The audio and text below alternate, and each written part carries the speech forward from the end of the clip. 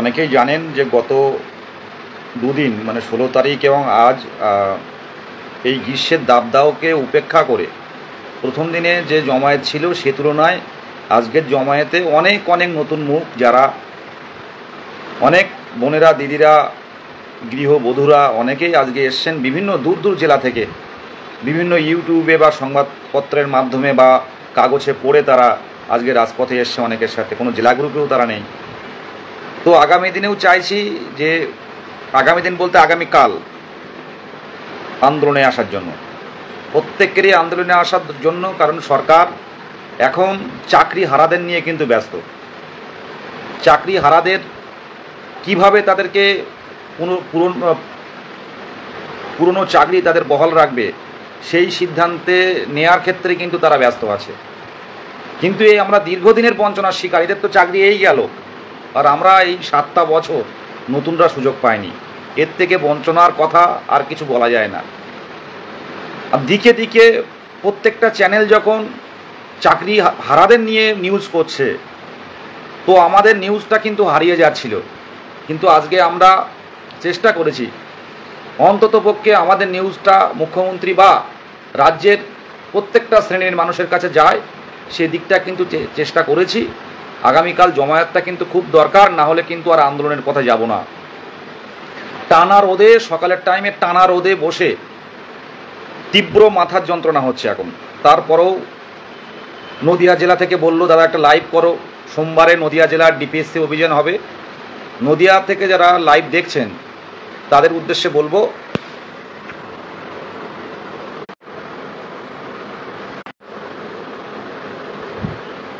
Phone আসছে। যাই হোক, নদিয়া থেকে যারা লাইভ দেখছেন তাদেরকে বলবো সোমবারে নদিয়া জেলার ডিপিএসসিতে যাবেন। আর আগামীকাল যারা আজ আসতে পারেননি, আগামীকাল আসুন। দেখুন, আগামীকালের জমায়েতের উপর নির্ভর করছে, হয়তো এবছরের শেষ আন্দোলন এটাই হবে। আমরা দিকে দিকে দেখতে পাচ্ছেন সংবাদপত্র, একদিকে চাকরি হারা, একদিকে চাকরি প্রার্থী, এই দুটো ডিফারেন্স দেখাচ্ছে। চাকরি প্রার্থী বলতে গেলে এখন কিন্তু নিয়োগটা কিন্তু 2022 প্রাথমিক টেট উত্তীর্ণদের জন্য। আমরা এই গরমে, আমি যেটা বলছিলাম, এই টানা রোদে লেগে মানে আমার এই মাথার যন্ত্রণা এমনি হয় না, কিন্তু যখন মাথার যন্ত্রণা হয় তখন সেই মাথার যন্ত্রণা আর থামে না। আজ যেমন এই টানা রোদে আজকে মাথার যন্ত্রণাটা শুরু হয়েছে। আজকে যে মাথার যন্ত্রণাটা কখন শেষ হবে আমি ঘুমের মধ্যে আমিও বলতে পারবো না। ঝড় বৃষ্টি আসছে, ঝড় চারিদিকে আসছে। তো এই জায়গায় দাঁড়িয়ে কালকে বলবো,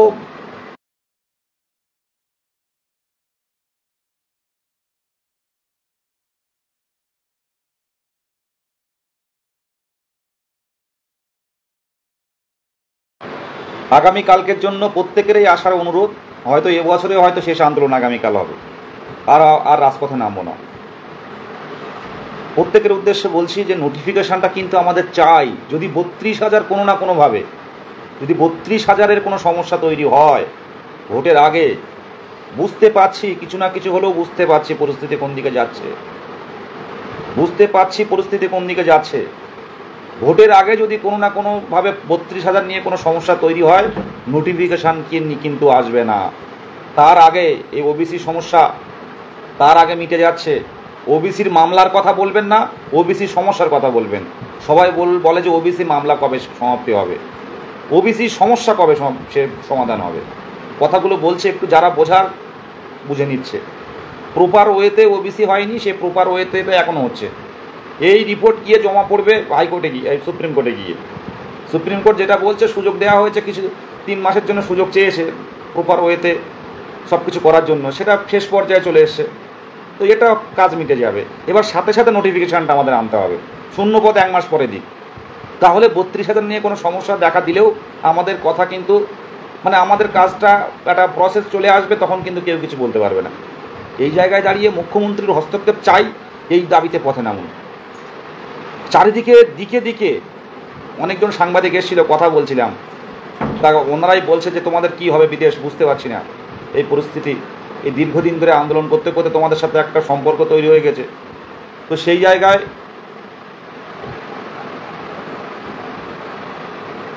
জায়গায় তোমাদের এটা দরকার। সেই জায়গায় আমরা আর বাড়িতে বসে থাকার কোনো জায়গা নেই। কোন প্যানেল 32,000 হোক 26,000 হোক, কোথায় কি হলো দেখার কোনো প্রয়োজন নেই। আমাদের নোটিফিকেশান চাই, আমাদের নোটিফিকেশান চাই। আমরা আর পাচ্ছি না, ভাতা নয় ভাত চাই আমরা। দীর্ঘ দিন ধরে এইভাবে রাজপথে, এই তীব্র গরমে, আজকে কলকাতার রাজপথ কত গরম ছিল, সেই গরমকে উপেক্ষা করে প্রত্যেকটা যারা আমরা এসছি থাকতে পারিনি। আজকের যা রোদ ছিল, প্রত্যেকেরই কি সুস্থ আছি বলুন? মানসিকভাবেও যেরকম দুর্বল আছি, সাথে সাথে শারীরিকভাবেও দুর্বল হয়ে যাচ্ছি। তাই বলবো আগামীকাল আসুন, হাতে হাত রেখে বোনেরা, বন্ধুরা, সহযোদ্ধারা প্রত্যেকে আসুন। আগামীকাল আমাদের মানে ধর্ণা কর্মসূচির শেষ দিন। এই দিনটা এসে আমরা আমাদের অন্তত সংঘবদ্ধতা দেখাতে হবে। আর আপনারা প্রত্যেকে কিছু না কিছু বানিয়ে আনবেন মুখ্যমন্ত্রীর দৃষ্টি আকর্ষণের জন্য। আজকে আমরা যে বেকারের মেলা দেখালাম, চপ থেকে শুরু করে বিভিন্নভাবে চ্যানেলেও দেখাচ্ছে, তো সেগুলো মিজানুর ভাই লাইভ দেখছে, এবি রিপাবলিক বাংলায় ওখানে হচ্ছেটা কি আমরা দেখুন। আমরা বারবার অনেকে লাইভ দেখে, অনেক নেতা মন্ত্রীরাও দেখেন, যারা অনেকে আমাদের পাশাপাশি অনেকেই থাকেন বা আছেন সোশ্যাল মিডিয়াতে, যে কেউ দেখতে পারে। তো কলকাতারও অনেকে দেখছে, বিভিন্ন জেলার অনেকেই দেখছেন। তো আমরা পরিষ্কারভাবে এর আগেও জানিয়েছি যে আমরা কোনো রাজনৈতিক কোনো দলের মদতপুষ্ট নয়, কোনো রাজনৈতিক রঙেও আমরা রঙিন হয়নি। আমাদের সম্পূর্ণ অরাজনৈতিক এই 2022 প্রাথমিক টেট পাস ডিএলএড ঐক্য মঞ্চ। তো সেই জায়গায় দাঁড়িয়ে আমাদের নোটিফিকেশনটা দিতে হবে। আর কোনো কথা শুনবো না মুখ্যমন্ত্রীর ওই কথা, 1 লক্ষ আলাদা করে 1 লক্ষ, আমি জোরে বললে মাথায় লাগছে, এমন মানে মাথার যন্ত্রণাটা হচ্ছে। তো 1 লক্ষ শূন্যপদ শিক্ষকের পদে, সেই 1 লক্ষ শূন্যপদের মধ্যে প্রাথমিকে কত সেটা বলতে কী সমস্যা? এই দাবিতে লড়ছি। অনেকে বলো সরকারের পাশে আছে, আমিও বলছি সরকারের পাশে ছিলাম, পাশে আছি, কিন্তু এইভাবে দিনের পর দিন বঞ্চনার শিকার, এগুলো আমরা মেনে নেব না। একটা সরকার তখনই সরকার হয়, একটা দল, একটা রাজনৈতিক দল তখনই সরকার গঠন করে যখন আমরা সবাই সরকারের পাশে থাকি। কিন্তু সেই সরকারের দায়িত্বের মধ্যে পড়ে কর্মসংস্থান দেওয়াটা। দিনের পর দিন ভাতা, ফুটবল, এ খেলা সে খেলা, বিভিন্ন প্রকল্প সব হোক, কিন্তু নিয়োগটাও সাথে হোক। আমরা বিকাশ ভবন চাকরি প্রার্থীরা ঢুকে গেছে, সামনের দিনে আমরা প্রাথমিক শিক্ষা পর্ষদে ঢুকবো। আমি বলছি আমি সামনে যাব, পুলিশ গুলি করে করুক, পা ভেঙে দেয় দিক, রক্তাক্ত হয় হোক, তাও হব, কিন্তু আমাদের নোটিফিকেশান চাই। 23 জেলা পাশে না থাকলে, একজনকে যদি পুলিশ মারে আরেকজন আটকান, আমাদের এই যে শুভ বুদ্ধি কখন উদয় হবে জানি না। পালাবেন না। আমাদের একটা বন্ধুর গায়ে যদি আঁচড় দেয় আমরা সেখানে শুয়ে পড়বো। এরপরে সামনের দিনে এপিসি ভবনে ঢুকবো আমরা। কিসের জন্য এপিসি ভবন? কিসের জন্য বিকাশ ভবন? গণতান্ত্রিক পদ্ধতি কি বলে? পলিটিক্যাল সায়েন্স আমরা পড়েছি।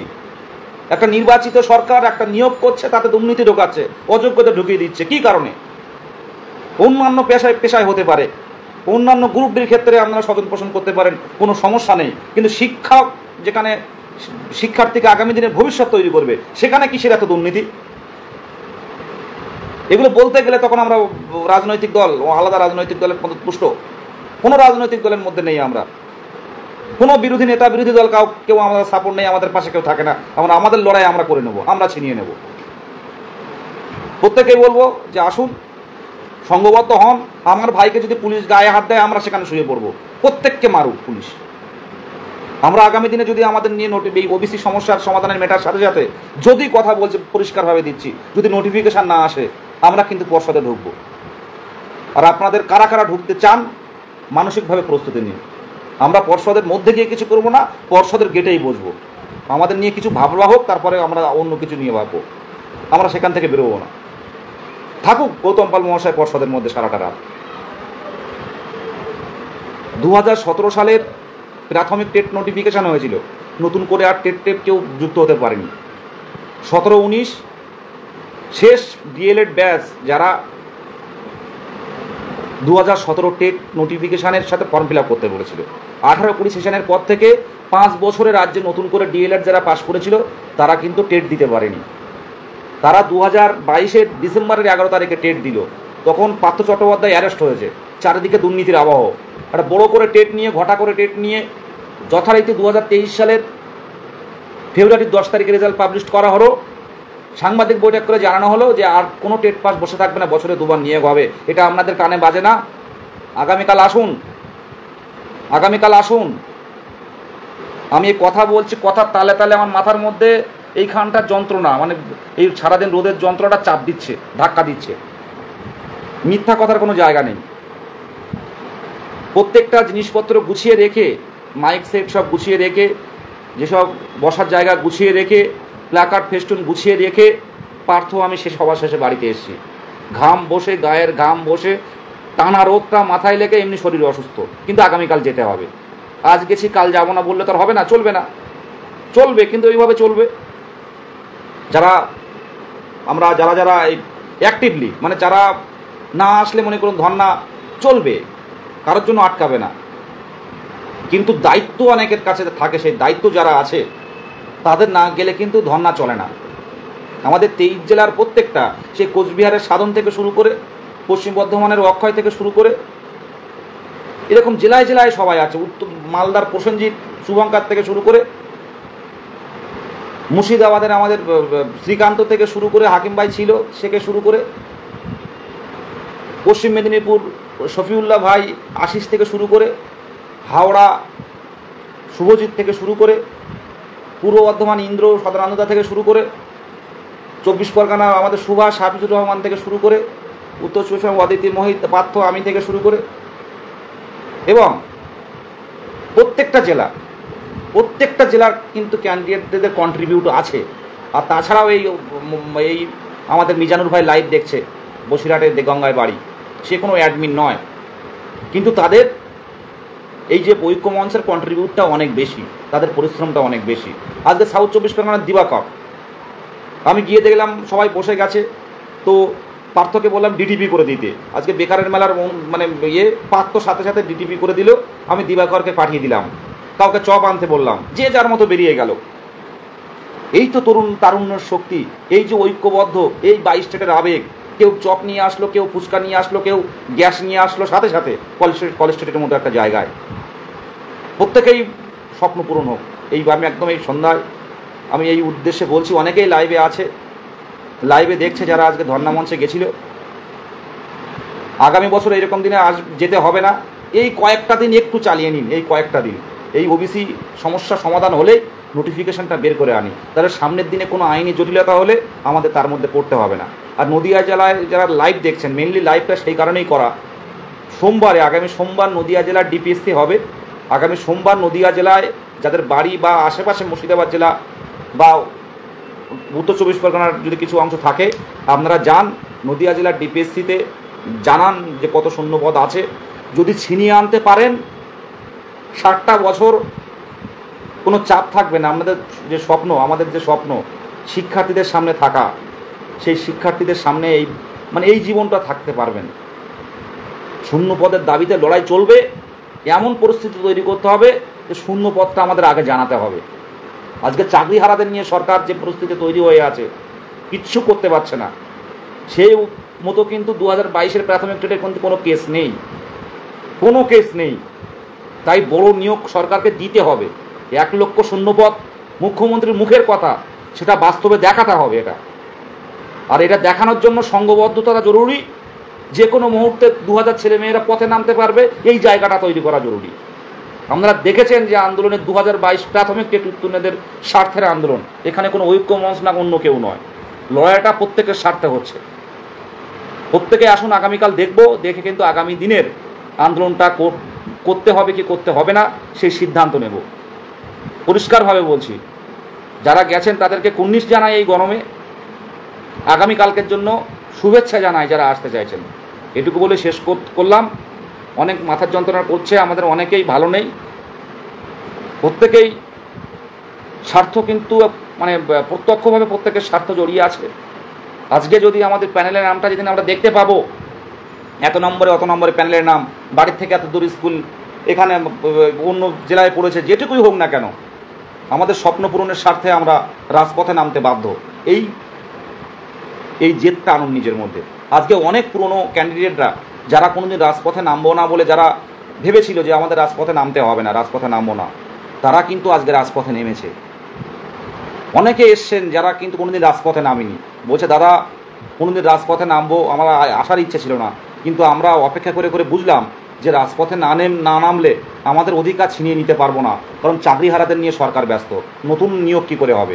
কিন্তু যে পরিস্থিতি, যে সিচুয়েশান তৈরি হয়ে আছে, যেটুকু বিভিন্ন দপ্তরে গিয়ে জেনেছি, নিয়োগ কিন্তু আমাদের এই মানে ওবিসি মামলা মেটার সাথে সাথে কিন্তু ব্যবস্থাটা করতে হবে। আসুন, কলকাতা লাগোয়ার ডিপিএসসির লড়াইয়ের তুলনায় এই রাজধানীতে এই কলেজ পাড়ার মতো একটা জায়গায়, এমন একটা জায়গায় লড়াইটা আমরা করেছি, সেখানটা কিন্তু প্রত্যেকটা মানুষ দেখছে এবং জিজ্ঞাসা করছে এবং বলছে আপনাদের দরকার। এটুকু বলে শেষ করব। ধন্যবাদ প্রত্যেককে, আর ধন্যবাদ আরও সেদিনকে দেবো যেদিনকে সকলের মুখে হাসি ফুটবে। এটুকু।